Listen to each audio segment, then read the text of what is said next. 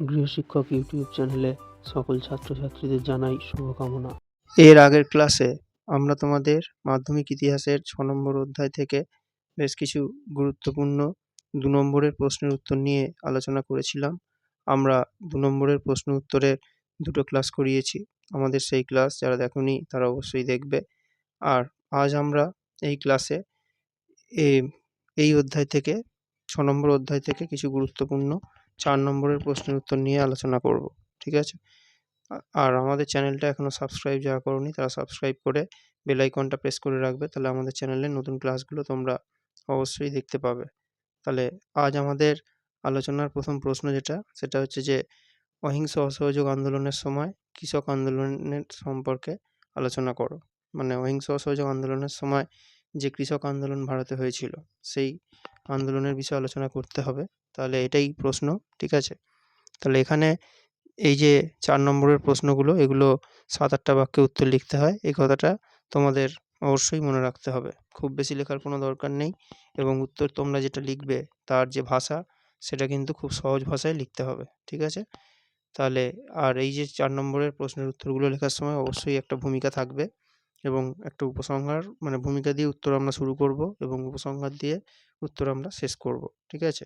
তাহলে এখানে অ অ অসহযোগ আন্দোলনের সময় কৃষক আন্দোলন এখানে ভূমিকাটা ঠিক কীভাবে লেখা যায় সেটা আমরা আলোচনা করব। ঠিক আছে? তাহলে গান্ধীজি যে অহিংস অসহযোগ আন্দোলন শুরু করেছিলেন তার ডাকে সাড়া দিয়ে ভারতের বিভিন্ন জায়গার কৃষক বা চাষিরা কিন্তু বিভিন্ন জায়গায় আন্দোলন শুরু করেছিল। ঠিক আছে? ভূমিকাটা এইভাবেই লেখা যাবে। এবার অসহযোগ আন্দোলনের সালটাও তোমরা বলে দিতে পারো ১৯২০ সালে। ঠিক আছে? তাহলেই হবে।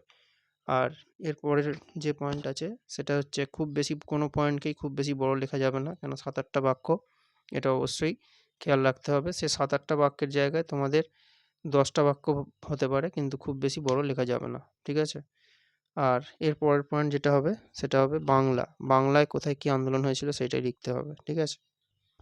তাহলে বাংলার কৃষকরা বিভিন্ন জায়গা থেকে আন্দোলন করেছিল। যেমন মেদিনীপুরে বীরেন্দ্রনাথ শাসমল তিনি খাজনা দেওয়া বন্ধ করে দিয়েছিলেন এবং এইভাবে আন্দোলন গড়েছিলেন। এছাড়া আরও বাংলার অন্যান্য জায়গা যেমন পাবনা সেই সময় বাংলাদেশের কিছু জায়গা, তারপর কুমিল্লা, রাজশাহী এইসব জায়গাগুলো থেকেও মানুষ কিন্তু আন্দোলন করেছিল। এছাড়া রামপুরহাট এইসব জায়গাতে কিন্তু রংপুর, দিনাজপুর এসব জায়গাতেও আন্দোলন হয়েছিল। ঠিক আছে? আর এরপরে অযোধ্যা বা আমরা যেটাকে এখন যুক্তপ্রদেশ বলতে পারি সেখানেও আন্দোলন হয়েছিল। এখানে কী কী হয়েছিল ঘটনা? এখানে আমাদের বাবা রামচন্দ্রের নেতৃত্বে একটা আন্দোলন হয়েছিল, যেটা আরেকটা হয়েছিল কোথায়? আরেকটা হয়েছিল আমাদের একা আন্দোলন। এই দুটো আন্দোলন এটা হয়েছিল মাদারিপাসের নেতৃত্বে। ঠিক আছে? এই দুটোই কিন্তু কৃষক আন্দোলন ছিল। ঠিক আছে? তাহলে এই ঘটনাগুলো অবশ্যই বলতে হবে। আর এরপরে যেটা আছে পয়েন্ট সেটা হবে যে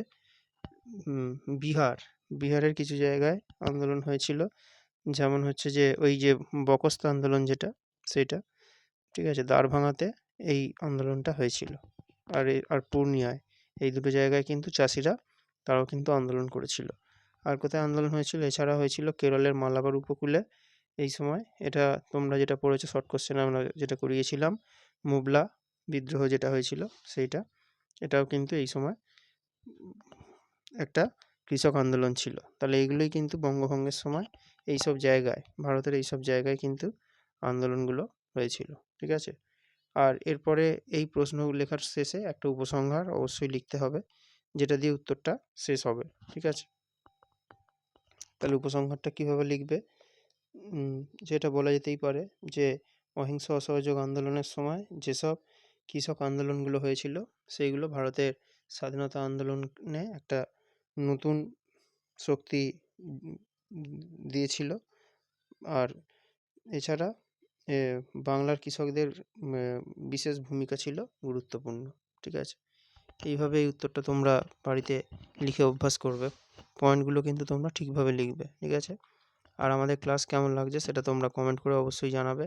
ক্লাস যদি ভালো লাগে তাহলে সেটা বন্ধুদের সাথে শেয়ার করবে এবং অবশ্যই লাইক করবে। আর এরপর আমরা আরও একটা ৪ নম্বরের প্রশ্নের উত্তর নিয়ে আলোচনা করব। এরপরে আমাদের আলোচনার প্রশ্ন বঙ্গভঙ্গ বিরোধী আন্দোলনের সময় শ্রমিক শ্রেণীর ভূমিকা কীরূপ ছিল? এটা মাধ্যমিকে 2020-তে এসেছিল। এই প্রশ্নটাও তোমরা স্কুলের পরীক্ষা, টেস্ট এবং মাধ্যমিকের জন্য খুব ভালোভাবে তৈরি করবে। ঠিক আছে? এখন স্কুলের পরীক্ষার জন্য অবশ্যই এটা তোমরা দেখে যাবে। ঠিক আছে? তাহলে এখানেও কিন্তু এটা তাহলে কি বলেছে? শ্রমিক আন্দোলন। তাহলে এখানে বিভিন্ন শ্রমিকরা কিভাবে আন্দোলন করেছিল সেটাই আমাদেরকে লিখতে হবে এবং এরও একটা ভূমিকা থাকবে। তাহলে এটা বঙ্গভঙ্গের সময় হয়েছিল। তাহলে এই যে ভূমিকাগুলো, এগুলো তোমরা একটু বুঝে নিয়ে লিখবে। তাহলে কিন্তু খুব সহজেই লিখতে পারবে। প্রত্যেকটার জন্য আলাদা, আলাদা ভূমিকা পড়ার কোনো দরকার নেই। একটা ভূমিকা করে নেবে এবং তারপরে নিজেদের মতো করে বুঝে একটু তোমরা লিখবে। ঠিক আছে? তাহলে বঙ্গভঙ্গ আন্দোলনের সময় ভারতের বিভিন্ন জায়গার শ্রমিকরা বিভিন্নভাবে আন্দোলন শুরু করেছিল। ঠিক আছে?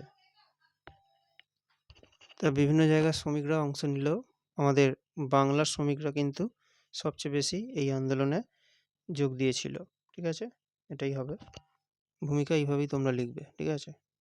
এর পরের পয়েন্ট হবে বাংলায় কীভাবে আন্দোলন হয়েছিল সেটা। ঠিক আছে? তাহলে বঙ্গভঙ্গ যেদিন হয়েছিল সেই দিন হাওড়ার বার্ন কোম্পানিতে 12,000 শ্রমিক বঙ্গভঙ্গের জন্য তারা ধর্মঘট শুরু করেছিল। এছাড়া কলকাতায় যে প্রিন্টার্স কম্পোজিটার্স লীগ আছে, তারা ইস্ট ইন্ডিয়া কোম্পানিতে যারা রেলের কর্মচারী ছিল, তারা চিত্তরঞ্জন দাসের নেতৃত্বে তারা কিন্তু আন্দোলন করেছিল। এছাড়া বাংলার যে পাটকলগুলো ছিল সেখানেও যারা কাজ করে তারা সবাই আন্দোলন করেছিল। যারা শ্রমিক মানে যারা বিভিন্ন জায়গায় কাজ করত, তারা আন্দোলনটা করছিল। ঠিক আছে? যোগ দিয়েছিল। আর এরপরে পয়েন্ট যেটা হবে সেটা হবে বোম্বাই। সেই সময় বোম্বাই নাম ছিল।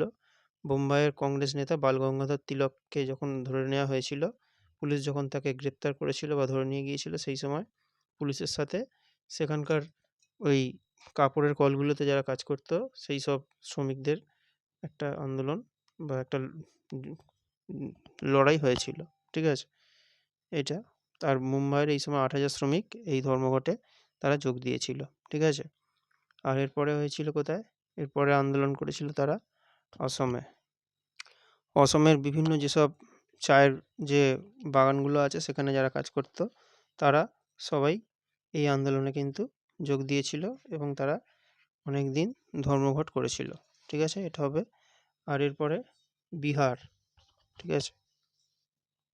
বিহারের যেসব লৌহ ইস্পাত কারখানা, যেমন হচ্ছে যে জামশেদপুর টাটা ইস্পাত কারখানা, তারপরে আরও যেসব কারখানাগুলো আছে রানীগঞ্জের কয়লা খনি, এসব জায়গায় কিন্তু শ্রমিকরা এই আন্দোলনে যোগ দিয়েছিল। ঠিক আছে? তাহলে এইগুলোই লিখবে। এরপরে উপসংহার হবে শেষ পয়েন্ট। ঠিক আছে? তাহলে বঙ্গভঙ্গ বিরোধী আন্দোলনের চাষিদের থেকে শ্রমিকদের অবদান অনেক বেশি ছিল, এটা একটা হবে। আর সরকারের চাপে শ্রমিক আন্দোলন বন্ধ হলেও পরবর্তীকালে যেসব শ্রমিক আন্দোলন হয়েছিল সেখানে কিন্তু এর একটা প্রভাব দেখা গিয়েছিল। ঠিক আছে? এইভাবেই উপসংহারটা তোমরা তৈরি করবে। আর এর পরের ক্লাসে আমরা তোমাদের এই অধ্যায় থেকে আরও কিছু এরকম গুরুত্বপূর্ণ 4 নম্বরের প্রশ্নের উত্তর নিয়ে আলোচনা করব।